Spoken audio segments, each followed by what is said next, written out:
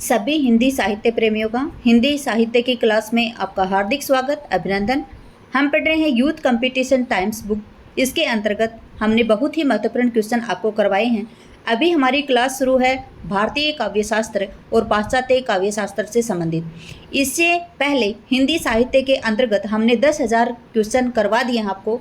वो हैं आपके जो हिंदी साहित्य का इतिहास से संबंधित जितने भी महत्वपूर्ण क्वेश्चन हैं, वो आदिकाल, रीतिकाल, भक्तिकाल और आधुनिक काल से संबंधित आधुनिक काल के अंतर्गत भी गद्य और पद्य दोनों ही श्रृंखलाओं के क्वेश्चन आपको करवा दिए गए हैं।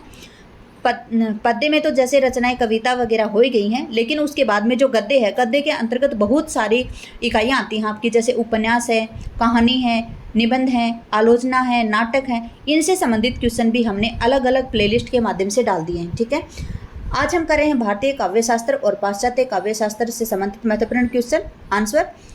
बिना टाइम गवाए हुए आज के क्वेश्चनों की श्रृंखला हम शुरू करते हैं।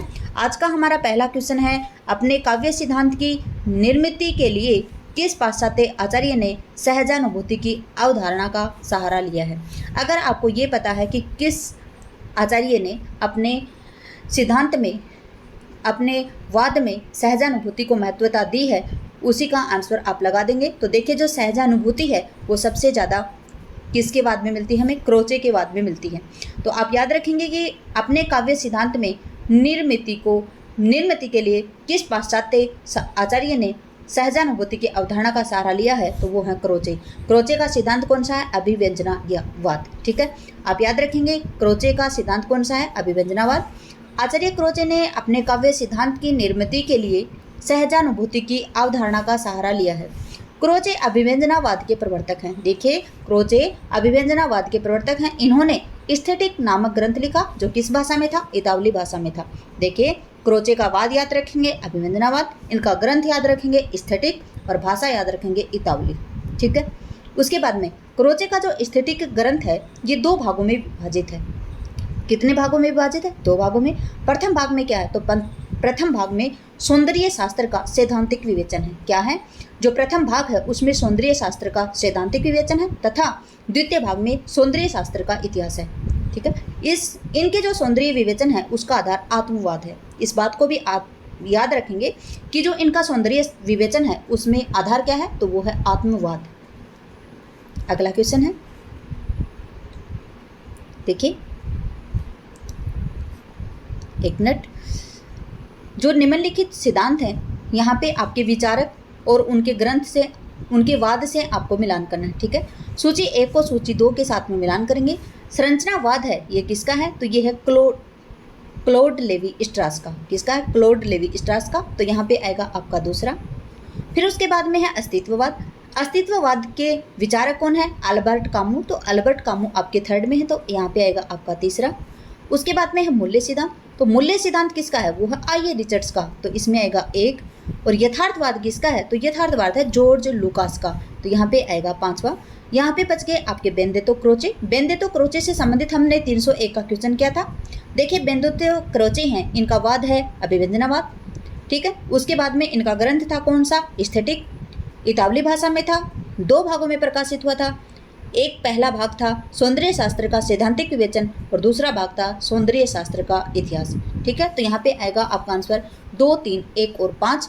2, 3, 1 और 5 आपके बी ऑप्शन में है। ठीक है, यहाँ पे आपके सिद्धांत और विचारक हैं, उनका सीधा ही मिलान आपके व्याख्या में बताया गया है। संरचनावाद के विचारक कौन है? Claude levy स्ट्रास। अस्तित्ववाद के हैं अल्बर्ट कामू। मूल्य सिद्धांत के हैं आई ए रिचर्ड्स। यथार्थवाद के हैं जॉर्ज लुकास। अभिव्यंजनावाद के हैं बेनेडिक्टो क्रोचे। ठीक है, अगला क्वेश्चन है, कालक्रम की दृष्टि से साहित्य सिद्धांतों का सही अनुक्रम आपको बताना है। अलंकार कौन सी शताब्दी है? अलंकार भामा जी का है, और ये 6ठी शताब्दी है। रस किसका है? तो रस भरत मुनि का है, और ये 2री शताब्दी का है। ध्वनि किसका है? तो ध्वनि है आनंदवर्धन का, 9वीं शताब्दी। रीति है आपका वामन का, 8वीं शताब्दी। तो सबसे पहले आएगा आपका रस। तो रस है आपके बी ऑप्शन में। तो देखिए, यहाँ पे बी ऑप्शन ही बिल्कुल ठीक है। रस है किसका? भरत मुनि का। अलंकार किसका है? भामे का। रीति किसका है? वामन का। और ध्वनि है आपके आनंदवर्धन का। देख लेते हैं इसकी व्याख्या। व्याख्या है इस प्रकार से, रस जो 2री शताब्दी का है, भरत मुनि का एक जो पहला प्रमाणित जो ग्रंथ मिलता है, हमें नाट्य शास्त्र मिलता है। और नाट्य शास्त्र को क्या कहा जाता है? नाट्य शास्त्र को स्वयं भरत मुनि ने पंचम वेद स्वीकार किया है। ठीक है, इन्होंने रस को काव्य की आत्मा बताया है। 6ठी शताब्दी के जो भामह हैं, इनका ग्रंथ है काव्य अलंकार। काव्य अलंकार में जो अलंकार है उसको काव्य की आत्मा बताने वाले कौन है? तो वो है भामह। वामन का कौन सा रीति? वामन का कौन सा रीति सिद्धांत है और ये 8वीं शताब्दी के हैं। और वामन ने रीति को काव्य की आत्मा माना है। ध्वनि को काव्य की आत्मा मानने वाले हैं आनंदवर्धन, और इनका ग्रंथ है ध्वन्यालोक। इनका ग्रंथ कौन सा? ध्वन्यालोक, और ये 9वीं शताब्दी से संबंधित है। और ध्वनि को काव्य की आत्मा मानने वाले हैं कौन? आनंदवर्धन।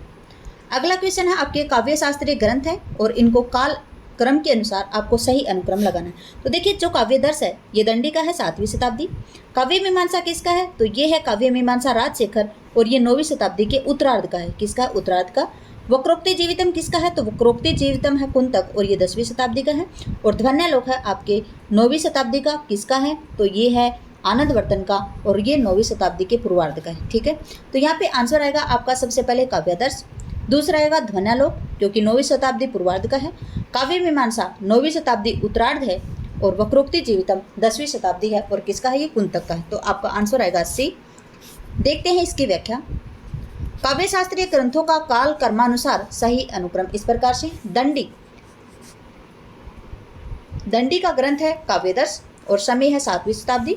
आनंदवर्धन का ग्रंथ है ध्वन्यालोक और इनका समय है 9वीं शताब्दी। राजशेखर का ग्रंथ है काव्य मीमांसा और इनका 9वीं शताब्दी का उत्तरार्ध समय है। कुंतक है वक्रोक्ति जीवितम और इनका समय है 10वीं शताब्दी। अगला क्वेश्चन देखिए, जन्म वर्ष के अनुसार जो पाश्चात्य विचारक दिए गए हैं उनका सही अनुक्रम आपको बताना है। तो देखिए, जो सैमुअल टेलर कोलरिज हैं इनका जन्म है, देखिए I.A. रिचर्ड्स, और I.A. रिचर्ड्स का जन्म है 1893। ठीक है, उसके बाद में है ऑस्कर वाइल्ड का जन्म है 1856। उसके बाद में मैथ्यू अर्नोल्ड जी का जन्म है सन 1822। कब है? 1822। और उसके बाद में है सैमुअल टेलर कोलरिज और इनका जन्म है 1772। तो देखिए, सबसे पहले आएंगे आपके सैमुअल टेलर कोलरिज। तो सैमुअल टेलर कोलरिज हैं वो आपके बी ऑप्शन में है, आपका बी ऑप्शन ही आंसर होगा। देखिए, जो सैमुअल टेलर कोलरिज हैं इनका जन्म 1772, मैथ्यू अर्नल्ड 1822 है, ऑस्कर वाइल्ड 1856 है और I.A. रिचर्ड्स 1893 है। देखते हैं इसकी व्याख्या। देखिए, विचारक दिए गए हैं और इनका जन्म काल इस प्रकार से है।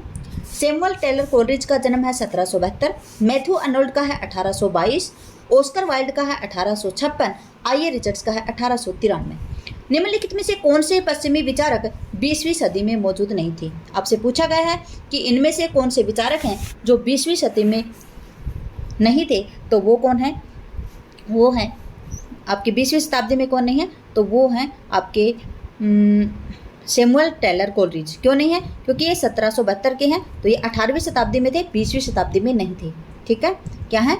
और I.A. रिचर्ड्स हैं ये 1893 के हैं। तो देखिए, 1893 के हैं तो ये 1893 हो गया, और फिर उसके बाद में 1901 आएगा। 1901 में 20वीं शताब्दी आ जाएगी।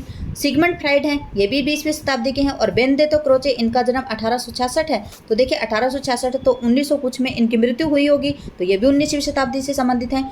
कौन नहीं है? तो वो हैं आपके सैमुअल टेलर कोलरिज। क्यों नहीं है? क्योंकि इनका जन्म 1772 में हुआ है, तो ये 1899 तक इनकी मृत्यु हो गई होगी, और 1899 19वीं शताब्दी तक आता है। अगर 1901 होता तो ये 20वीं शताब्दी के अंतर्गत आता है। आपको याद रखना चाहिए, जिस दिन से जिस काल का अंत हो जाता है, अगली काल लग जाता है, तो उसमें अगली शताब्दी माना जाता है। जैसे 1900 पूरे होते ही 1901 हो गया, उस दिन 20वीं शताब्दी लग जाएगी। ठीक है, तो देखिए, जो सैमुअल टेलर कोलरिज हैं वो पश्चिमी विचारक 20वीं शताब्दी में मौजूद नहीं थे। क्यों नहीं थे? क्योंकि कोलरिज का जन्म यहाँ पे देखिए 1900 नहीं आएगा, देखिए यहाँ पे 1772 आएगा। ठीक है, यहाँ पे मिसप्रिंट है, 1772 आएगा, जो 18वीं शताब्दी के पश्चिम विचारक थे। जबकि I.A. रिचर्ड्स, बेनेडिक्टो क्रोचे और सिगमंड फ्राइड पश्चिमी विचारक 20वीं सदी में मौजूद थे। सैमुअल टेलर कोलरिज का प्रमुख ग्रंथ है बायोग्राफिया लिटरेरिया। I.A. रिचर्ड्स की प्रसिद्ध पुस्तक है principle of literary criticism, science and poetry, और क्रोचे की पुस्तक है एस्थेटिक, जो 2 भागों में प्रकाशित हुई थी। और इसकी भाषा है इताली। ठीक है, क्या है? इतालवी। अगला है कोलरिज की काव्य संबंधी धारणा का प्रमुख आधार क्या है? देखिए जो कोलरिज हैं उन्होंने सिद्धांत कौन सा दिया था? कल्पना सिद्धांत दिया था। ठीक है, तो जो सैमुअल टेलर कोलरिज हैं इनका प्रमुख आधार क्या है? तो वो है जैनवादी सिद्धांत। क्या है? जैनवादी सिद्धांत, जैववादी सिद्धांत। देखिए सैमुअल टेलर कोलरिज 1772 काव्य संबंधी धारणा इनकी जैववादी सिद्धांत पर आधारित है। किस सिद्धांत पर आधारित है? तो वो है जैववादी सिद्धांत पर आधारित। प्रमुख ग्रंथ है इनका the friend 1817, aids to reflection 1825, church and state 1833। अगला है confessions of in inquiring spirit, ये है 1840 का। देखिए वाद दिए गए हैं और यहाँ पे दिए गए हैं प्रवर्तक। स्वच्छंदतावाद के कौन है? वर्ड्सवर्थ। यथार्थवाद के कौन है? कार्वे। संरचनावाद के हैं प्रोफेसर फार्दनाद डी शूशर। ठीक है, उसके बाद में प्रतीकवाद इसके हैं बादलेयर। बिंबवाद के हैं टी.ई. होम। ठीक है, अगला दिया है अजनबीपन और इसके कौन है? तो इसके हैं स्केलोवस्को और विखंडनवाद के हैं जैक देरिता। ठीक है, दोबारा से बता देते हैं वाद और प्रवर्तक। स्वच्छंदतावाद के प्रवर्तक हैं वर्ड्सवर्थ, यथार्थवाद के हैं कार्वे, संरचनावाद के हैं प्रोफेसर फार्दनाद डी शेशूर और प्रतीकवाद के हैं बादलेयर, बिंबवाद के हैं टी.ई. होम, अजनबीपन के हैं स्केलोवस्को और विखंडनवाद के हैं जैक देरिदा। अगला क्वेश्चन है रचना काल की दृष्टि से निम्नलिखित रचनाओं का सही अनुक्रम आपको बताना है। तो देखिए जो काव्य अलंकार है ये किसका है? तो ये आचार्य भामह का है। ठीक है, काव्य अलंकार किसका है? आचार्य भामह। और कब का है ये? आचार्य भामह छठी शताब्दी के थे। आपको क्या बताना है? अनुक्रम बताना। नाट्य शास्त्र किसका है? तो नाट्य शास्त्र है आपके भरत मुनि का, वो दूसरी शताब्दी से संबंधित थे। ध्वन्यालोक 9वीं शताब्दी आनंदवर्धन। और साहित्य दर्पण है ये विश्वनाथ का है और साहित्य दर्पण विश्वनाथ 14वीं शताब्दी आएगा। ठीक है, तो यहाँ पे सबसे पहले आएगा नाट्यशास्त्र। नाट्यशास्त्र 2 जगह पे है। फिर उसके बाद में आएगा आपका ध्वन्यालोक, नहीं आएगा, काव्य अलंकार आएगा। उसके बाद में ध्वन्यालोक, उसके बाद में साहित्य दर्पण। तो आंसर आएगा आपका डी। देखिए जो नाट्यशास्त्र है ये भरत मुनि का है। कब का है? दूसरी शताब्दी। काव्य अलंकार है ये किसका है? आचार्य भामह छठी शताब्दी। ध्वन्यालोक किसका है? आनंदवर्धन 9वीं शताब्दी। और आपका जो साहित्य दर्पण है विश्वनाथ 14वीं शताब्दी। तो देखिए यहाँ पे आंसर आएगा आपका डी। देखते हैं क्वेश्चन की व्याख्या। यहाँ पे ईस्वी सन तो नहीं दिया गया है, लेकिन नाट्यशास्त्र आचार्य भरत मुनि दूसरी है, काव्य अलंकार भामह छठी शताब्दी है, ध्वन्यालोक आनंदवर्धन 9वीं शताब्दी है, साहित्य दर्पण विश्वनाथ 14वीं शताब्दी है। ठीक है, याद रखेंगे आप। आचार्य भरत ने काव्य दोषों की संख्या कितनी मानी है? देखिए जो आचार्य भरत मुनि हैं उन्होंने काव्य दोषों की संख्या और काव्य गुणों की संख्या 10 मानी है और 4 अलंकार माने हैं, वो भी याद रखेंगे। उपमा, रूपक, दीपक और यमक। ठीक है, 3 तो लास्ट में पक वाले हैं, दीपक और यमक। ठीक है, और एक है उपमा। अगला है देखिए भरत मुनि के अनुसार 10 काव्य दोष हैं जो इस प्रकार से हैं। कौन कौन से? गुडार्थ, अर्थांतर, अर्थहीन, भिन्नार्थ, एकार्थ, अभिलुप्तार्थ, न्यायच्छेद, विषय, विसंधि और शब्द च्युति। अगला है मम्मट ने 3 प्रकार के काव्य दोष माने। देखिए जो मम्मट है उन्होंने 3 प्रकार के काव्य दोष माने, शब्द दोष, अर्थ दोष और रस दोष। भामा ने भी 3 प्रकार के काव्य दोष माने हैं, सामान्य दोष, वाणी दोष और अन्य दोष। याद ही रखेंगे आप। भरत मुनि ने कितने दोष माने हैं? 10। और भामा ने कितने माने? 3। और मम्मट ने भी कितने माने? 3। मम्मट के याद रखेंगे शब्द दोष, अर्थ दोष और रस दोष। भामा के हैं सामान्य दोष, वाणी दोष और अन्य दोष। जबकि भरत मुनि के हैं कौन कौन से? गुडार्थ, अर्थांतर, अर्थहीन, भिन्नार्थ, एकार्थ, अभिलुप्तार्थ, न्यायच्छेद, विषय, विसंधि, शब्द च्युति। ठीक है, अगला क्वेश्चन है आनंदवर्धन ने किसे ध्वनि की आत्मा माना है? देखिए जो आनंदवर्धन है इन्होंने किसे ध्वनि की आत्मा माना है? तो इन्होंने माना किसको? रस ध्वनि को। ठीक है, किसको माना है? रस ध्वनि को। आंसर आएगा आपका सी। देखिए आनंदवर्धन ने रस ध्वनि को ध्वनि की आत्मा माना है। आनंदवर्धन 9वीं शताब्दी के उत्तरार्ध को ध्वनि संप्रदाय का प्रवर्तक माना जाता है। इनके ग्रंथ का नाम है ध्वन्यालोक नामक ग्रंथ की रचना की थी इन्होंने, और ध्वनि को इन्होंने काव्य की आत्मा माना है। कुछ अन्य ध्यातव्य इस प्रकार से हैं, देखिए संप्रदाय दिए गए हैं और इनके प्रवर्तक। अलंकार को काव्य की आत्मा मानने वाले हैं आचार्य भामह, रीति को मानने वाले हैं आचार्य वामन, रस को मानने वाले हैं भरत मुनि, और औचित्य संप्रदाय को और औचित्य को काव्य की आत्मा मानने वाले हैं क्षेमेंद्र। ठीक है, रस की प्रस्तुति के लिए एक मिनट, रस की प्रस्तुति के लिए तद्रुपता अनुसंधान शब्द का प्रयोग किस आचार्य ने किया है। आपसे पूछा है कि जो रस की प्रस्तुति है उसके लिए तद्रुपता अनुसंधान शब्द का प्रयोग किसने किया है, तो वो क्या है, भट्ट लोलट जी ने। ठीक है, किसने किया, भट्ट लोलट ने। ये जो चारों ही कवि हैं, चारों ही जो आपके आचार्य हैं, इन्होंने जो भरत मुनि ने रस सूत्र दिया था, इनका रस सूत्र था, मुझे याद नहीं आ रहा है अभी, संयोगादश निष्पत्ति ही व्याभिचार है संयोगादश निष्पत्ति, इस प्रकार से इनका एक सूत्र था। उस सूत्र की व्याख्या की थी इन्होंने चारों ने, अभिनववाद ने, अभिनव गुप्त ने, भट्ट नायक ने, शंकुक ने और भट्ट लोलट ने। ठीक है, देख लेते हैं इसकी व्याख्या। उत्पत्तिवाद के प्रवर्तक भट्ट लोलट ने रस की प्रस्तुति के लिए तद्रुपता अनुसंधान शब्द का प्रयोग किया है। इनका रस सिद्धांत मीमांसा दर्शन पर आधारित है। देखिए, जो आपके भट्ट लोलट का जो रस सिद्धांत है वो किस पर आधारित है, तो मीमांसा दर्शन पर आधारित है। इन्होंने रस की अवस्थिति मूलतः अनुकार्य अर्थात ऐतिहासिक पात्र राम आदि में होती है तथा गौण रूप से अनुकृता में भी होती है। निम्नलिखित जो रस सूत्र है और उनके व्याख्याकार इस प्रकार से हैं। रसोत्तर उत्पत्तिवाद और उसके व्याख्याकार हैं भट्ट लोलट, अनुमतिवाद के हैं शंकुक, भुक्तिवाद के हैं भट्ट नायक, अभिव्यक्तिवाद के हैं अभिनव गुप्त। अगला क्वेश्चन है, अभिनव गुप्त के अनुसार आपको आंसर बताना है कि इनमें से कौन सा आंसर इनका, देखिए इनके बारे में आपको सही उत्तर का चयन करना है। मानव मन में वासना रूप में स्थित स्थायी भाव का साधारणीकरण होता है। ये आंसर बिल्कुल आपका ठीक है, क्योंकि जो मानव मन है उसमें जो वासना रूप में स्थित जो स्थायी भाव है उनका साधारणीकरण होता है। साधारणीकरण के लिए भोजकत्व व्यापार अनिवार्य है, ये आपका गलत है।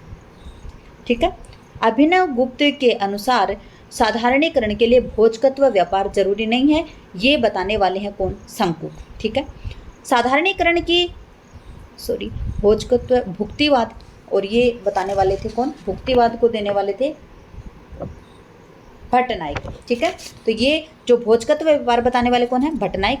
साधारणीकरण की अवस्था में प्रेषक स्वपर के बंधन से छूट जाता है, तो ये भी आपका ठीक है सी, जबकि बी गलत है यहाँ पे। अगला है, साधारणीकरण की अवस्था में प्रेषक को लौकिक संबंधों का बोध रहता है, जी नहीं, ये भी गलत है। तो आपका आंसर आएगा यहाँ पे ए भी और सी भी। देखते हैं इसकी व्याख्या। देखिए यहाँ पे उत्तर आपका ए और सी बिल्कुल ठीक है, सी ऑप्शन ठीक है। मानव मन में वासना रूप में स्थित स्थायी भाव का साधारणीकरण होता है, बिल्कुल ठीक है। अभिनव गुप्त के अनुसार साधारणीकरण की अवस्था में प्रेषक स्वपर के बंधन से छूट जाता है, तो ये दोनों ही आपके ऑप्शन बिल्कुल ठीक है। देखिए अभिनव गुप्त जी के बारे में यहाँ पे क्या दिया गया है। अभिनव गुप्त का जन्म 10वीं सदी का उत्तरार्ध कश्मीर में स्वीकार किया गया। इन्होंने व्याकरण शास्त्र, ध्वनि शास्त्र, नाट्य शास्त्र का क्रमशः नरसिंहगुप्त, भट्ट इंद्रराज और भट्ट तोत को गुरु मानकर किया। देखिए इन्होंने जो व्याकरण शास्त्र है वो किसके आधार पर, नरसिंह गुप्त को गुरु माना, और जो ध्वनि शास्त्र है उसमें भट्ट इंद्रराज को गुरु माना, और नाट्य शास्त्र है उसमें आचार्य भट्ट तोत को इन्होंने गुरु माना है। अभिनव गुप्त ने तंत्रालोक नामक श्रेष्ठ दार्शनिक कृति की रचना की थी। ठीक है, अभिनव गुप्त हैं, उन्होंने तंत्रालोक नामक एक श्रेष्ठ दार्शनिक कृति की रचना की थी। गुप्त जी के अनुसार, मतलब अभिनव गुप्त जी के अनुसार साधारणीकरण की अवस्था में प्रेषक स्वपर के बंधन से मुक्त मतलब छूट जाता है। क्या जब साधारणीकरण होता है उस वक्त जो प्रेक्षक है वो अपने स्व मतलब अपने स्वपर के बंधन से छूट जाता है। अगला है, काव्य भाषा के संदर्भ में निम्नलिखित में से कौन सी मान्यता वर्ड्सवर्थ की नहीं है। आपसे पूछा गया है कि काव्य भाषा के संदर्भ में निम्नलिखित में से कौन सी मान्यता है जो वर्ड्सवर्थ से संबंधित नहीं है। आपको बताना है इसमें से नहीं है। पहले अंडरलाइन कर लेंगे, नहीं पूछा आपसे। देखिए, काव्य में ग्रामीणों की दैनिक बोलचाल की भाषा प्रयुक्त हुई है, बिल्कुल ठीक है। भाषा में मिथक और बिंबों का प्रयोग होना चाहिए, ये आपका गलत है। आपसे पूछा है नहीं, तो ये इनका आंसर आएगा। भाषा में कृत्रिमता और आडंबरवाद के कवियों की देन है, बिल्कुल ठीक है ये कथन भी। और गद्य और काव्य की भाषा में कोई तात्विक भेद नहीं है, तो आपका आंसर आएगा यहाँ पे बी, क्योंकि भाषा में मिथक और बिंबों का प्रयोग होना चाहिए, ये इनका गलत है। जबकि भाषा में मिथक और जो बिंब है उनका प्रयोग नहीं होना चाहिए इनके अनुसार, वर्ड्सवर्थ के अनुसार। ठीक है, देखिए, भाषा में मिथक और बिंबों का प्रयोग होना चाहिए, काव्य भाषा के संदर्भ में वर्ड्सवर्थ की मान्यता नहीं है। विलियम वर्ड्सवर्थ का जन्म 1770 में इंग्लैंड में हुआ। इनका प्रथम काव्य संग्रह है an evening walk and descriptive sketch सन 1793 में प्रकाशित हुआ था। वर्ड्सवर्थ के अनुसार कविता प्रबल भावों का सहज उच्छलन है। ये बात आप याद रखेंगे, कविता प्रबल भावों का सहज उच्छलन है, ये किसने कहा था? तो ये कहा था वर्ड्सवर्थ ने। ठीक है, अगला है, जो वर्ड्सवर्थ हैं उन्होंने काव्य भाषा के संबंध में 3 मान्यताएं प्रस्तुत की हैं। काव्य में ग्रामीणों की दैनिक बोलचाल की भाषा का प्रयोग होना चाहिए, बिल्कुल ठीक है। काव्य और गद्य की भाषा में कोई तात्विक भेद नहीं है। देखिए, जो काव्य है और जो गद्य है उसकी भाषा में कोई भी तात्विक भेद नहीं है। प्राचीन कवियों का भावोद्बोध जितना सहज था, उनकी भाषा उतनी ही सरल थी। भाषा में कृत्रिमता और आडंबरवाद के कवियों की देन है। ठीक है, जो प्राचीन कवि थे उनके जो भावोद्बोध था वो जितना सहज था, उनकी भाषा उतनी ही सरल थी। भाषा में जो कृत्रिमता है और जो आडंबरवाद है वो कवियों की देन है, न कि किसकी? कविता की देन है। निम्नलिखित ग्रंथों के अनुसार रचयिताओं को आपको मिलान करना है। देखिए, जो पेरी इप्सुस है ये ग्रंथ किसका है? तो जो आपसे क्वेश्चन कौन सा पूछा गया है, पेरी इप्सुस ग्रंथ है वो है लॉन्जाइन्स का, और लॉन्जाइन्स आपके 4 में है, तो यहाँ पे आएगा आपका 4। उसके बाद में है the sacred would. The sacred would है वो किसका है? तो टी.एस. इलियट का, तो ये कहाँ पे आएगा? 3, 4, 3। उसके बाद में है पोएटिक्स। पोएटिक्स किसका है? तो ये है अरस्तु का, तो यहाँ पे आएगा 2।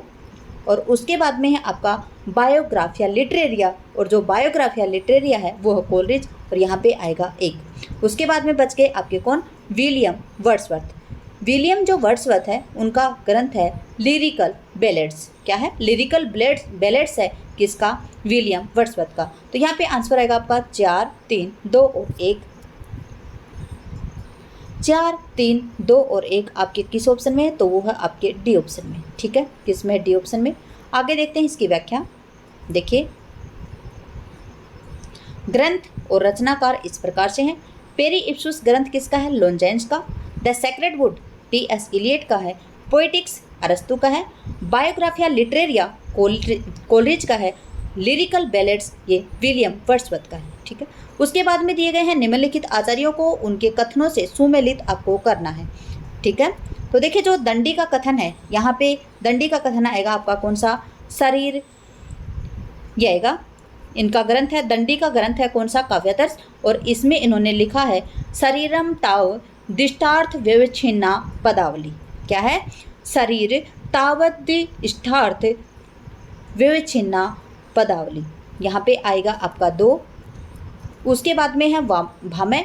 भामय का ग्रंथ है काव्यालंकार, और इसमें इन्होंने क्या बताया है? शब्दार्थो सहितो काव्यम गद्यम पद्यम द्विधा। ठीक है, क्या है? शब्दार्थो सहितो काव्यम गद्यम पद्यम च द्विधा, और ये भामय का है। फिर उसके बाद में है वामन। वामन ने क्या बताया था? काव्य शोभाया कर्तारो धर्मागुणा। ठीक है, उसके बाद में कौन है? क्षेमेंद्र। क्षेमेंद्र का कौन सा है? तो क्षेमेंद्र का है आपका, क्षेमेंद्र का ग्रंथ कौन सा था? क्षेमेंद्र का बात था औचित्य। तो यहाँ पे देखिए, ए नोचित्य देते नान्यात रस भंग है, देख लेते हैं यहाँ पे रस भंग है या भंग से कारणम, तो यहाँ पे आएगा आपका ये। तो देखिए यहाँ पे आंसर आएगा आपका कौन सा, 2, 4, 1 और 3, 2, 4, 1 और 3। तो देखते हैं यहाँ पे 2, 4, 1 और 3 किस में है, 2, 4, 1 और 3 आपके डी ऑप्शन में है, तो आपका डी ऑप्शन बिल्कुल ठीक है। देखिए यहाँ पे देख लेते हैं हम, दंडी का कथन कौन सा है, शरीर तावत इष्टार्थ व्युच्छिन्ना पदावली। भामे का कौन सा है, शब्दार्थो सहितो काव्यम गद्यम पद्यम च द्विधा। वामन का है काव्ये शोभाया कर्तारो धर्मा गुणा। क्षेमेंद्र का है ऐनोचित्ते उद्यते नान्यात रस भंग से कारणम। तो यहाँ पे आंसर आएगा आपका बिल्कुल ही डी आंसर ठीक था। रीति संप्रदाय के प्रवर्तक किसे कहा जाता है, तो देखिए जो रीति संप्रदाय है उसका प्रवर्तक कहा जाता है वामन को। किसको कहा जाता है, वामन को। देखिए रीति संप्रदाय का प्रवर्तक आचार्य वामन है। ध्यातव्य है कि काव्य शास्त्र में कुल 6 संप्रदाय हैं जिनके प्रमुख प्रवर्तक इस प्रकार से, ठीक है। देखिए यहाँ पे सन भी दिए गए हैं और जो 6 संप्रदाय हैं उनके प्रवर्तक भी आपको दिए गए। रस संप्रदाय है, इसके प्रवर्तक हैं भरत मुनि जो 2वीं शताब्दी के हैं। अलंकार संप्रदाय भामह 6ठी शताब्दी के हैं। रीति संप्रदाय वामन 8वीं शताब्दी। वक्रोक्ति संप्रदाय कुंतक 10वीं शताब्दी। ध्वनि संप्रदाय आनंदवर्धन 9वीं शताब्दी। और जो औचित्य संप्रदाय है वो क्षेमेंद्र का है 10वीं शताब्दी। अगला क्वेश्चन है ग्राम्यत्व दोष कहा जाता है। आपसे पूछा गया है जो ग्राम्यत्व दोष है वो किसे कहा जाता है, जहाँ लोक या शास्त्र विरुद्ध वर्णन हो, गलत। जहाँ अलोक प्रचलित शास्त्रीय पारिभाषिक शब्द को प्रयोग में लिया गया हो। देखिए यहाँ पे आंसर आएगा आपका ग्राम्यत्व दोष क्या होता है, तो ग्राम्यत्व दोष होता है आपका जहाँ पर आलोक प्रचलित शास्त्रीय पारिभाषिक शब्द को प्रयोग में लिया जाता है, वहाँ पे ग्राम्यत्व दोष होता है। क्यों होता है, क्योंकि जो ग्राम्यत्व है उसमें लोक और शास्त्र के विरुद्ध वर्णन होता है। जहाँ अर्थ की प्रतीति में कष्ट हो ये भी नहीं होगा, और जहाँ ग्रामीण बोलचाल के शब्दों का शिष्ट साहित्य में प्रयोग होता है वहाँ पर ग्राम्यत्व दोष का भी नहीं होता है, ठीक है। ग्राम्यत्व दोष कहाँ पे होता है, जहाँ पर अलोक प्रचलित, जहाँ लोक में प्रचलित ही नहीं हो और जो शास्त्रीय पारिभाषिक शब्द है उनका प्रयोग किया जाता है, तो वहाँ पे ग्राम्यत्व दोष होता है। देखते हैं अगला क्वेश्चन, पहले इसकी देखते हैं व्याख्या। देखिए जहाँ ग्रामीण बोलचाल के शब्दों का शिष्ट साहित्य में प्रयोग होता है ग्राम्यत्व दोष कहलाता है। काव्य में एक प्रकार का शब्द दोष होता है, कौन सा, ग्राम्यत्व दोष। जब कविता में ऐसे ग्रामीण शब्दों का अधिक प्रयोग होता है जिनका प्रचलन किसी क्षेत्र विशेष में ही होता है, ऐसे शब्दों के प्रयोग से कविता में ग्राम्य दोष आ जाता है। आचार्य विश्वनाथ प्रसाद ने साहित्य दर्पण में रसापकर्षाः दोषः रसापकर्षाः दोषः कहकर रस का अपकर्ष करने वाले तत्वों को दोष उन्होंने बताया है। अगला है व्यंजना से प्रतीत होने वाले अर्थ को क्या कहते हैं। आपसे पूछा गया है जो व्यंजना से प्रतीत होते हैं अर्थ उनको क्या कहा जाता, उन्हें कहा जाता व्यंग्यार्थ। क्या कहा जाता, व्यंग्यार्थ। देखिए व्यंजना से प्रतीत होने वाले अर्थ को व्यंग्यार्थ कहा जाता है। वाक्य प्रभाव के बल पर प्राप्त किया हुआ वाक्य का अभिप्राय वाक्यार्थ कहलाता है। क्या है, जो वाक्य प्रभाव के बल पर प्राप्त किया हुआ जो वाक्य का अभिप्राय है वो वाक्यार्थ कहलाता है। वाक्यांश का शाब्दिक अर्थ वाक्य का कोई अंश या भाग होता है। हिंदी व्याकरण में शब्द शक्ति 3 प्रकार की होती है, अभिधा, लक्षणा और व्यंजना। अभिधा शब्दों की वह शक्ति है जो शब्द के साधारण एवं व्यवहारिक अर्थ को प्रकट करती है, जैसे गधा, चीता। लक्षणा मुख्य अर्थ में बाधित होने पर उसमें संबंध रखने वाले अन्य अर्थ का बोध कराने वाले शब्द के व्यापार को लक्षणा शक्ति कहते हैं, जैसे देवदत्त चौकन्ना हो गया। इस वाक्य में प्रयुक्त शब्द चौकन्ना का मुख्य अर्थ है 4 कानों वाला। बाधित हो गया है क्योंकि देवदत्त के 2 ही कान हैं, 4 कान नहीं है। यहाँ चौकन्ना 4 कानों से संबंध अन्य अर्थ सावधान लक्षणा शब्द शक्ति का ग्रहण किया गया है।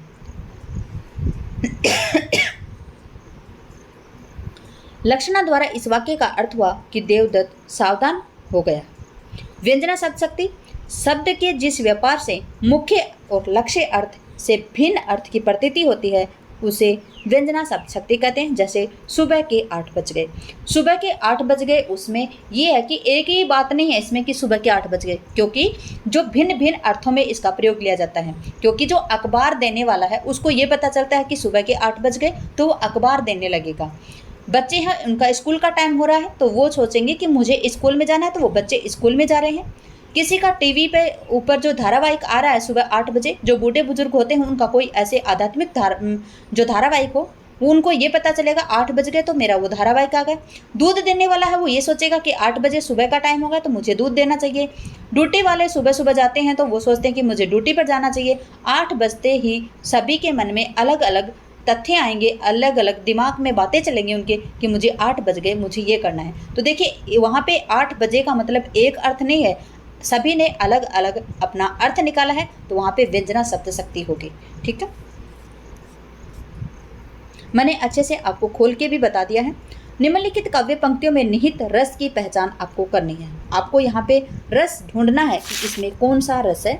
देखिए, प्रच्छन्न रोग है प्रकट भोग, संयोग मात्र भावी वियोग, हाँ लोभ मोह में लीन लोग, भूले हैं अपना अपरिणाम, ओ क्षण भंगुर भव राम राम। यहाँ पे कौन सा आपका अलंकार है, सरस है, तो यहाँ पे शांत रस है। न यहाँ पे श्रृंगार किया गया है, न यहाँ पे करुणा का है, और न ही यहाँ पे भक्ति का है। यहाँ पे कौन सा रस है, यहाँ पे शांत रस है। देखिए, प्रच्छन्न रोग है प्रकट भोग, संयोग मात्र भावी वियोग, हाँ लोभ मोह में लीन लोग, भूले हैं अपना अपरिणाम, ओ क्षण भंगुर भव राम राम। तो यहाँ पे क्या है, शांत रस की अभिव्यक्ति हुई है। उक्त काव्य पंक्तियों में शांत रस निहित है, जहाँ भौतिक नश्वर और क्षण भंगुर बताकर उनके मोह भंग कराया जाए, वहाँ पर शांत रस होता है। इनका स्थायी भाव निर्वेद या सम या वैराग्य होता है। अलंकार सिद्धांत के प्रवर्तक कौन है, तो देखिए अभी हमने सभी सिद्धांत के प्रवर्तक और आपको शताब्दी भी बताई थी। तो जो अलंकार है उसके जो अलंकार सिद्धांत है उसके प्रवर्तक कौन है, भामह। और कौन सी शताब्दी है, 6ठी शताब्दी है। ठीक है, दंडी है 7वीं शताब्दी, उद्भट है वो कौन सी शताब्दी है, उद्भट 9वीं शताब्दी है, और राजशेखर भी कौन सी शताब्दी है, राजशेखर आपके 9वीं शताब्दी है। देखते हैं इसकी व्याख्या। देखिए यहाँ पे दिया गया आपकी व्याख्या। अलंकार सिद्धांत के प्रवर्तक आचार्य भामह है। आचार्य भामह ने अपने ग्रंथ काव्य अलंकार में अलंकार के मूल में निहित वक्रतावादी दृष्टि का प्रबल समर्थन करते हुए अलंकार के निम्नलिखित परिभाषा दी है। क्या दी है, वाचाम वक्रार्थ शब्दोक्ति अलंकाराय कल्पते। आचार्य दंडी ने अलंकार विषय पर काव्यदर्श नामक ग्रंथ और उद्भट ने अलंकार सार संग्रह नामक ग्रंथ की रचना की, तथा राजशेखर ने काव्य मीमांसा नामक ग्रंथ की रचना की है।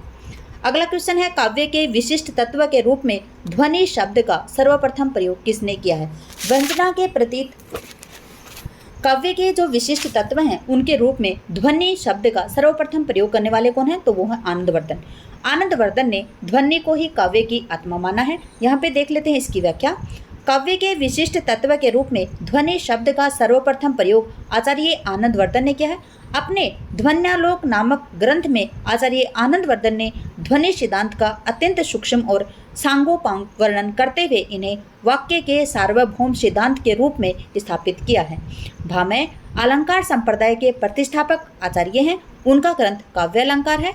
कुंतक वक्रोक्ति संप्रदाय के प्रतिपादक आचार्य हैं और उनका ग्रंथ है वक्रोक्ति जीवितम।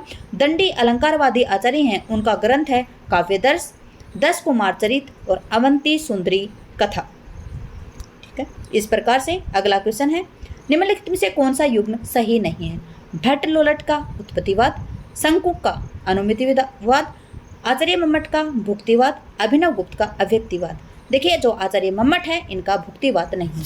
तो जो आचार्य मम्मट है इनका भुक्तिवाद नहीं है, तो भुक्तिवाद किसका है, तो भुक्तिवाद है आपके भट्ट नायक का। किसका है, भट्ट नायक का। ओके, देखिए आचार्य भरतमुनि के प्रसिद्ध रस सूत्र के संदर्भ में भुक्तिवाद या भोगवाद के मत के प्रतिपादक भट्टनायक है, आचार्य मम्मट नहीं है। भट्ट लोलट ने उत्पत्तिवाद या आरोपवाद, आचार्य शंकुक ने अनुमतिवाद और आचार्य अभिनव गुप्त ने अभिव्यक्तिवाद के मत का प्रतिपादन किया है। अगला है, सुंदर है विहग सुंदर सुमन, मानव तुम सबसे सुंदरतम। इसमें कौन सा काव्य दोष है। आपसे पूछा गया है सुंदर है विहग सुमन सुंदर मानव तुम सबसे सुंदरतम में कौन सा काव्य दोष अलंकार है? तो इसमें है अधिक पदत्व दोष। देखिए सुमन यहाँ पे सुंदर, सुमन, सुंदर, सुंदरतम कितनी बार आया हुआ है? तो देखिए इसमें क्या है, अधिक पदत्व दोष है इसमें। देखिए सुंदर है विहग सुंदर सुमन सुंदर मानव तुम सबसे सुंदरतम, इस पंक्ति में अधिक पदत्व दोष है। जहाँ काव्य में अनावश्यक शब्दों का प्रयोग किया जाए वहाँ अधिक पदत्व दोष होता है। ऐसे अनावश्यक शब्दों को हटा देने से काव्य का सौंदर्य बढ़ता है। प्रश्न में प्रस्तुत दी गई उपयुक्त पंक्ति में सुंदरतम शब्द का अर्थ सबसे सुंदर होता है, अतः सुंदरतम से पूर्व आया सबसे शब्द, जो सबसे शब्द है यहाँ पे सबसे शब्द है उसका प्रयोग अनावश्यक है। अर्थात सुंदरतम के पूर्व सबसे शब्द आने से के कारण अधिक पदत्व काव्य दोष यहाँ पे हो गया। ठीक है। नाट्य शास्त्र के प्रणेता कौन है? तो नाट्य शास्त्र के प्रणेता हैं आपके भरत मुनि। ठीक है।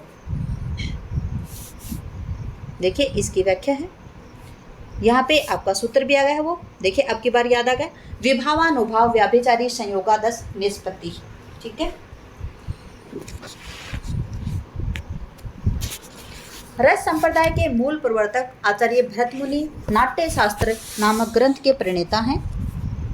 देखिए रस संप्रदाय के मूल प्रवर्तक कौन है? आचार्य भरत मुनि, जिन्होंने नाट्य शास्त्र नामक ग्रंथ के प्रणेता रहे हैं। अपने ग्रंथ नाट्य शास्त्र में नाटक के मूल तत्वों का इन्होंने विवेचन करते हुए भरत मुनि ने निम्नलिखित रस सूत्र दिया है।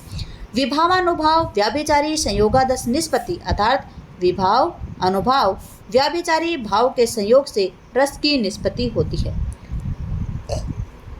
भरत मुनि के इस रस सूत्र की व्याख्या करते हुए भट्ट लोलट ने उत्पत्तिवाद या आरोपवाद का, भट्ट नायक ने भुक्तिवाद या भोगवाद का, शंकुक ने अनुमितिवाद का और आचार्य अभिनव गुप्त ने अभिव्यक्तिवाद का प्रतिपादन किया है। ठीक है।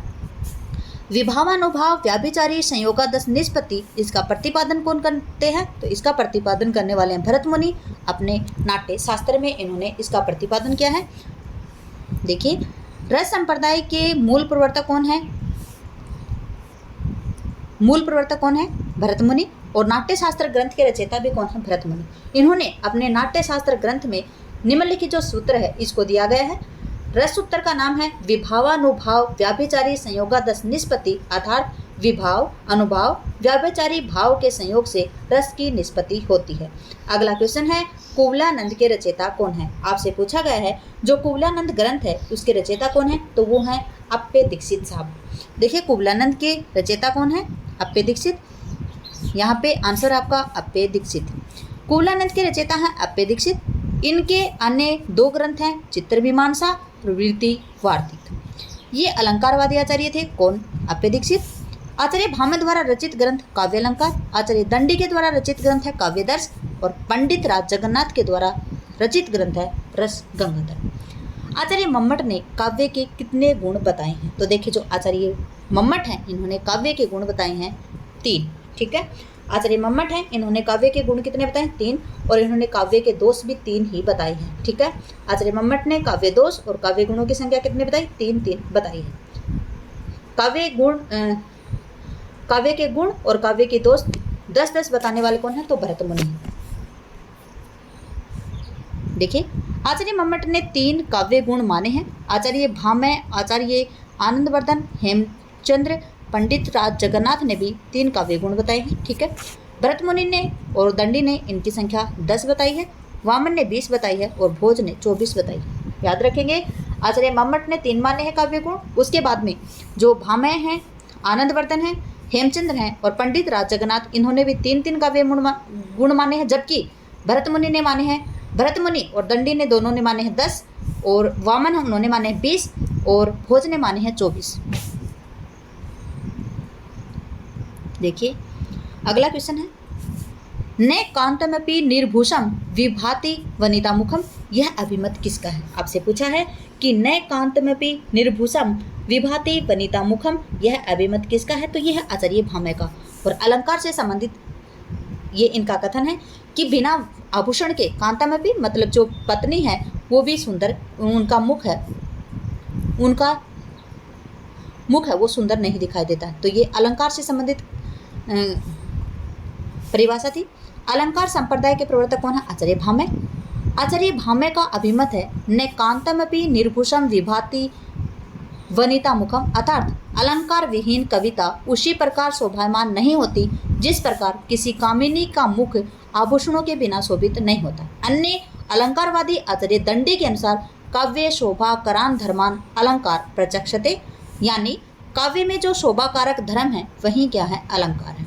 और हिंदी कवि आचार्य केशव दास ने लिखा है भूषण बिनु न विराजय कविता वनिता मुख मित। ठीक है।